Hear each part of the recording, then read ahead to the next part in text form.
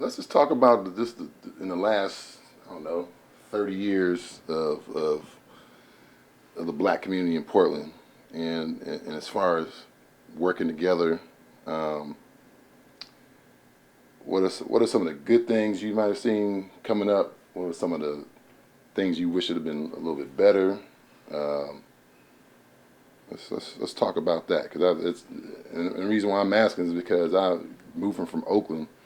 I grew up in Oakland and moved here and settled in the southeast, which is not predominantly a, uh, a black community down there, not really. Um, but I've gotten time to know people such as yourself, other people, the Hassan brothers, numerous people. So I've gotten a little taste of the history and also made friends on Facebook when I had a page that people that really concentrated on researching Black history here, whether it was Portland or the state in whole. So, in knowing that over the 9 years I've been here, I see there's a big difference from where I come from with Black folk, the Black community in Oakland, which everybody nationwide, maybe even worldwide, knows the history of say Black Pantherism in Oakland. Nation of Islam, you name it, whatever kind of discipline there was for the black community, whether it was rebellious or or institutionalized like Nation of Islam, um, we didn't take no what. So uh, being here, I've noticed that it's kind of a I don't want to use the word a harsh word like defeatism, but it seems like people are just black folks here are just settling for whatever they can get and not fighting for what they really can't, what's out there, the resources that are out there. I realize too that over the history there's the resources have been hidden in a sense. Um, they weren't there. A lot of people, people there was a element there that was making sure that the black community didn't get it. I realized that, but once everybody comes to the point to realizing that, go get it. That's my opinion on it. But Mm-hmm. what do you think about it, Paul? What's your Well, let's go back in history a little bit and talk about that back first. in the 70s and in the 80s, black people were way more united. We had like the Black United Front with Ron Herndon. We had Dr. Cook, I can't remember his name, but the Urban League. But there was more community involvement in the past.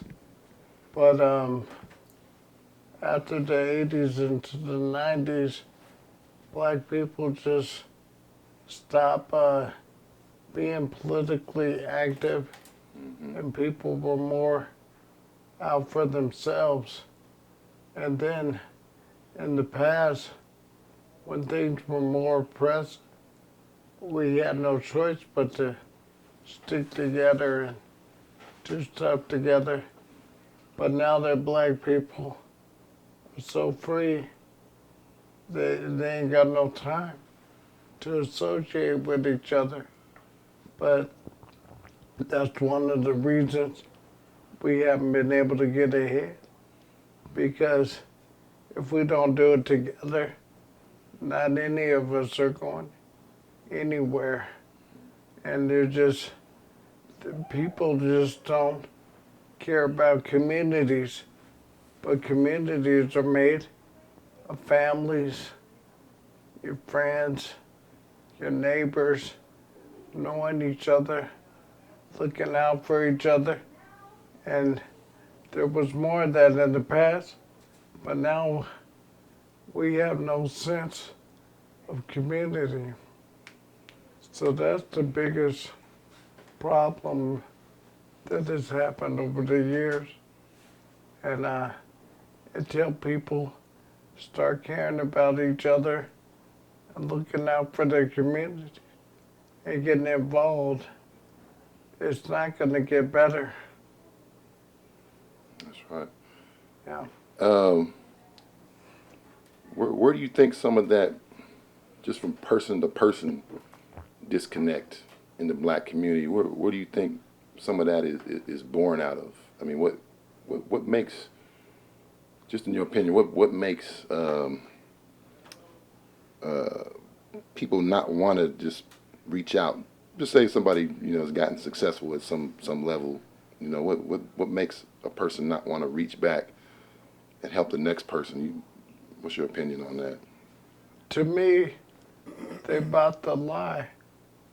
America tries to sell you a lie that you're individuals, but at any time, you're part of a family, you're part of a community, and the problems we've had have always been there. And because people in the black community here in Portland, because they don't have no sense of community, people just get caught up into their own thing. But as individuals, it's divide and conquer, and the biggest problem is that if people would just look at other groups and then ask, well, how did they get ahead? How did they stay on top? And what you'll see is they'll support their own business, they support each other, and they really are active in the community, and there's economic benefits to doing stuff with your own. We're the only group of people that don't want to do anything with each other. But it costs us socially and economically and politically. So, I mean, if we would just support each other, we would keep more money in our own pockets and be able to provide our own opportunities. That's right. Yeah. That's right. There was a time, I guess within the last 10 years, when there was a club, I think it was called the Yo Club, Yeah. that David Walker and Elijah Hassan and some others were helping to keep going, providing their time and resources to help kids get more involved in new technologies. And Well, the one with Dave and Elijah, that was the Intel sponsored by Intel. Clubhouse. Mm-hmm. Yeah, it was the Internet Clubhouse. But that was done by the Salvation Army, but Okay. the funding was taken away. But while they were doing it, kids were learning video and animation, music production. But every time there seems to be some positive for the black kids, there's always some element that wants to shut it down or take the money out of it. And this has consistently happened with many things over the years. Yeah. Yeah. I got a chance to run into a gentleman that, an older brother that owned Alberta Rose Theater back when it was a movie theater back in the 60s. I think he owned it all the way up until about, I want to say mid 80s or so, and he sold it to somebody else, or sold it to a church, I think, to where it became a church and then a movie, church and then a theater. His name was Norman. I can't remember his last name at the moment, I met him at Hollywood Theater a couple of months ago during a presentation of old Soul Train clips that somebody put together, which, by the way, was nice. I sat there and watched it, and mainly I was watching black folks' reaction in the audience. It was mostly 45 plus year old crowd, Yeah. and it really took people back. I mean, it felt like this was our theater all of a sudden. I think people were really in a dream state for that hour that we were there. I'm talking about people dancing in the aisles. It really took them back, and that really hit me, man. I was just like, wow, you don't even have a theater here that may be black owned and have a place that we can go to every day, every week, or whatever, just to get out of this I'm not gonna say madness, but just being around this whiteness so much, where we can be ourselves for a while. We don't have that no more, it seems like, and that hit me, man. But I got a chance to talk to that owner, Yeah. Norman. What was that? I'm listening. Mm-hmm. His name was Norman. I can't remember his last name, but he talked about how proud he was to have his place at the time. I don't remember the reason why he sold it, but that was apparently the theater that you guys as kids used to go watch kung fu movies and stuff like that. Yeah, in fact, I used to watch kung fu movies. I lived like about 4 blocks away from it. Mm-hmm. When I was about 9 and 10. So I used to go over to that theater and watch those movies. But yeah, well, up to when I was in high school, black people didn't make 2% of the state population. And of the very few that were here, it just seems the ones that have been successful would move out to the suburbs and just wouldn't associate with the community. They get theirs and they're good. And that's always been the case. There's just not enough black people and not enough socially, politically active black people here. So that's one of the reasons. But in the past, when I was younger, there was a lot more cohesion and a lot more getting together and putting on events and a lot more black owned, but now, you don't get to see as much. Yeah. Speaking on Alberta Street, or as you affectionately called it back in the day, Almerta Street. Alberta. Almerta.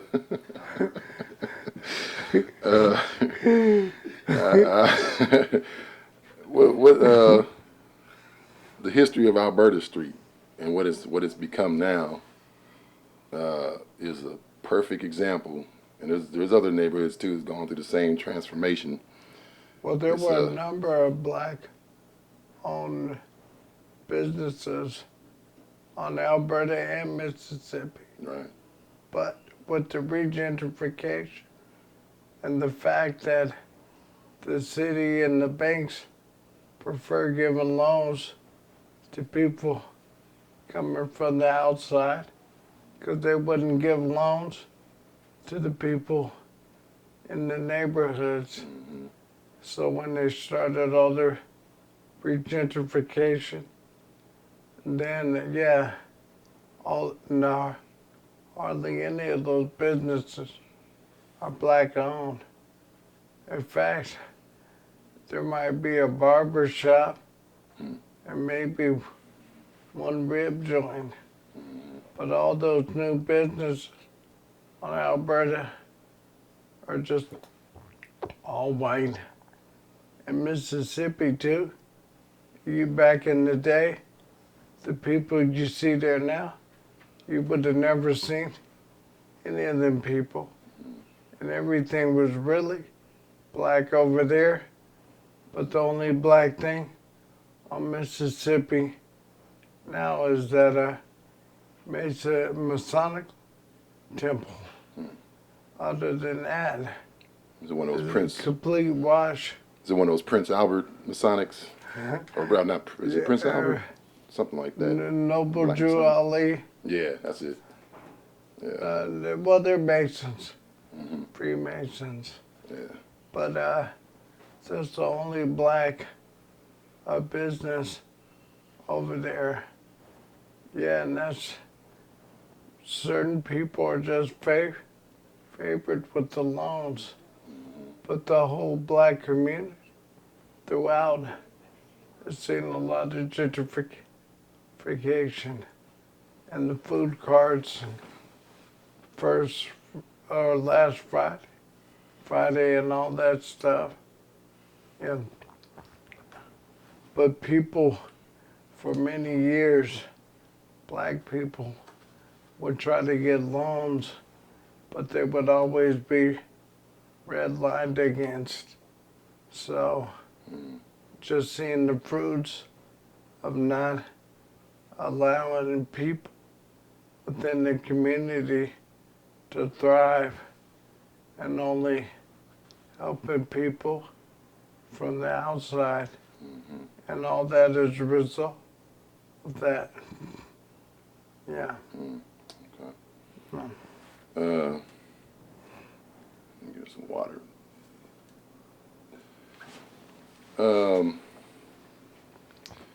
Yeah, that's interesting. You bring up Mississippi Street. It's, how can I say it? It's one thing for a community to change and cause one element to go away, which is crime. Which I'm sure if there was crime on Alberta Street and how it got its nickname, there's probably crime on Mississippi Street too. There's crimes in every neighborhood. It's just different degrees, different level of crime. And I like to see crime go away. I'm not gonna lie about that. But if it means the total destruction of a black community through nefarious ways of, like you say, not allowing folks that have the resources to start a business by procuring a loan, then that's not doing us any justice at all. That's just basically sweeping us under the carpet and calling it a day. And that seems like what's transpired. It's I'm just talking on my opinion now. It's really a shame to see how much we have spread out from the historically black neighborhoods. We have long ago, and I saw, seemed like, I won't say the tail end of it, and still people moving out.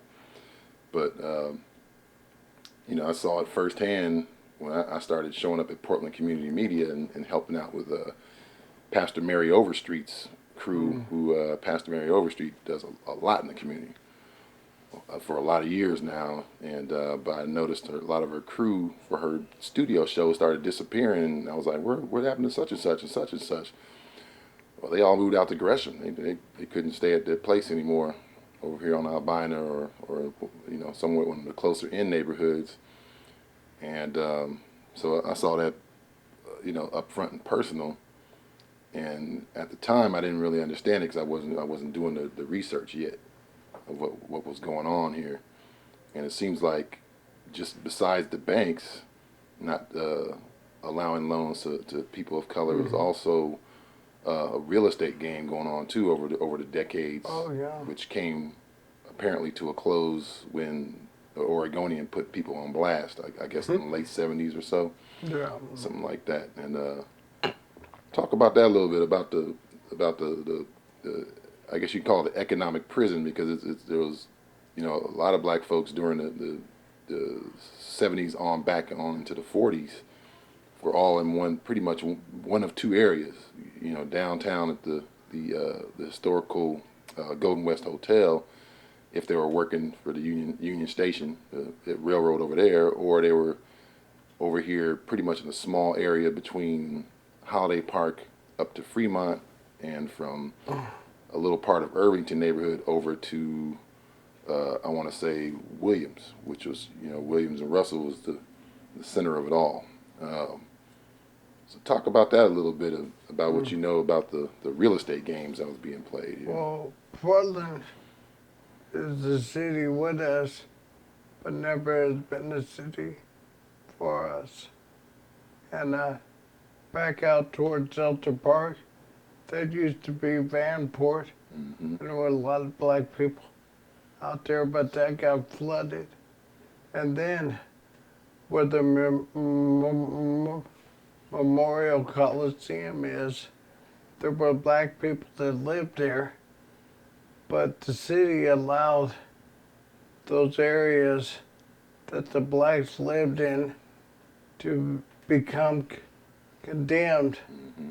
ran them out, and that's where they put the Coliseum. Now you got the Rose Quarter. So there's been a long history of controlling where blacks would live and corralling us. And it's actually something you can see in every major city, because black people are usually near an airport. Mm-hmm. They're usually cut off by freeways, Near factories.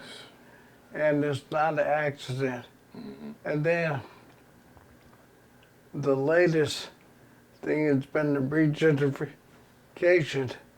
Because of the white flight, people having to commute for hours and burn all that gas. Mm-hmm. Now they want to come back in, because the black people are in the most convenient areas to get downtown, to get to the airport, which in the past would have been less desirable. Right. But so there's been a long history of corralling, controlling, redlining, and then just not having the opportunities and the kind of jobs that would allow people to buy homes. Mm-hmm. And so Portland, really population-wise, doesn't have that many black people. And because there's no cohesion, we just get rolled over. And as long as there's no sense of community, it's just going to keep going in that same direction of being disenfranchised. Mm-hmm. So, unfortunately, we're seeing the fruits of not being together, and they're bitter. Yeah. Yeah, yeah, I agree with you totally there.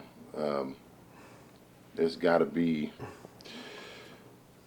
some ways we could get a fire lit under people, or to make people realize that they can make something for themselves. You know, you can make a What you need lasting legacy. are For yourself. community activists Mm-hmm, mm-hmm.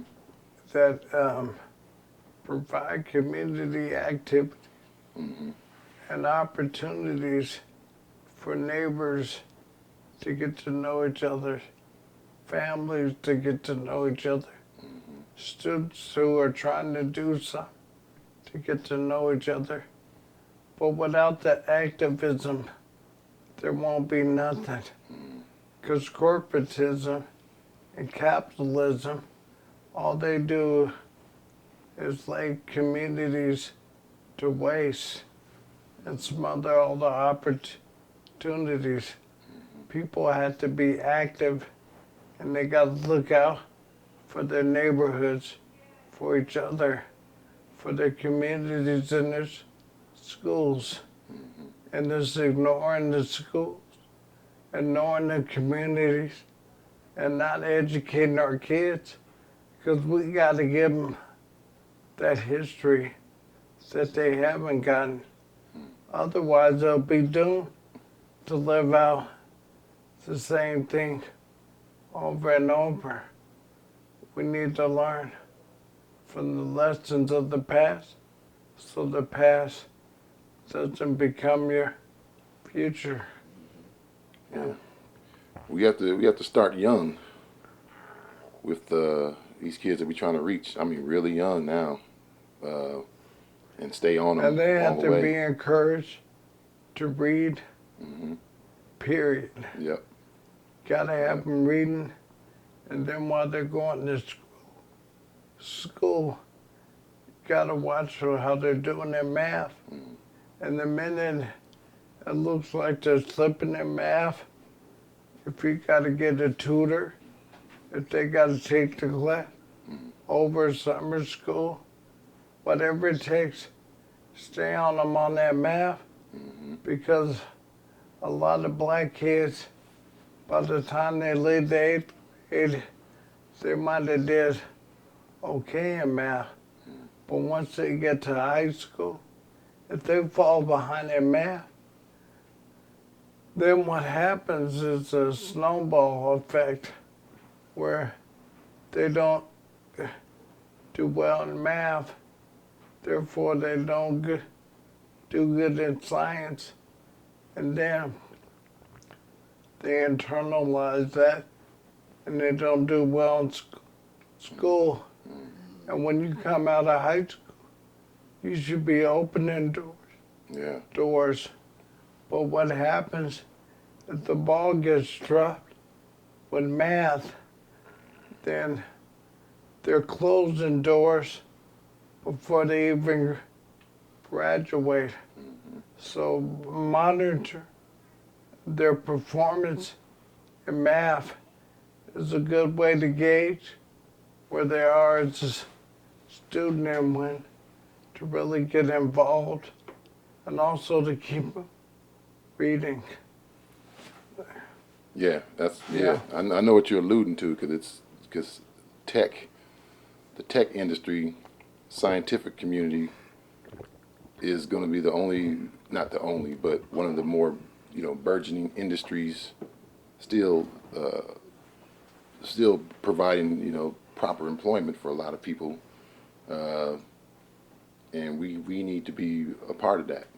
We can't always just be entertainers and athletes. We have to be part of the important part of this fabric that we call the human life. The human evolution, I should say.